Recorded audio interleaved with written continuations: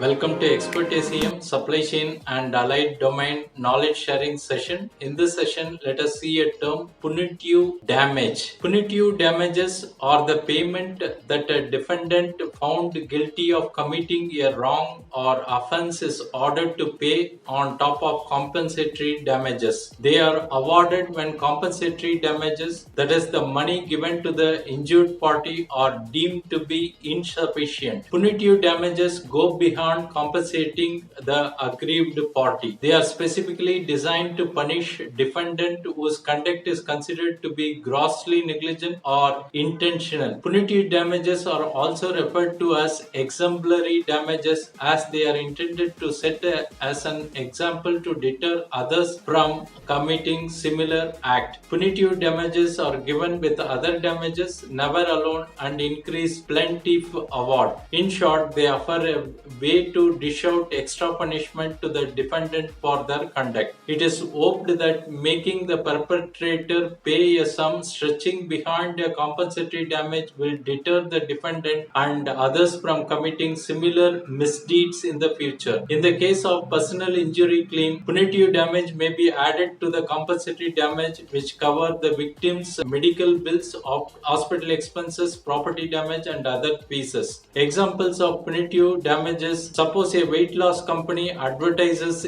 its dietary supplements as all natural and safe. A customer then takes the supplement and becomes violently ill. The customer's doctor determined the supplement reacted with the customer's prescription medication to cause the illness. The customer files a civil lawsuit against the weight loss company to cover the medical expenses and lost wages, claiming the company should have known the supplement would react with prescription medication and should have issued a warning about this risk. The court decides in the customer's favor and awards both compensatory damage to cover victims' expenses and punitive damages to deter the company from repeating the conduct. Thanks for watching. Bye.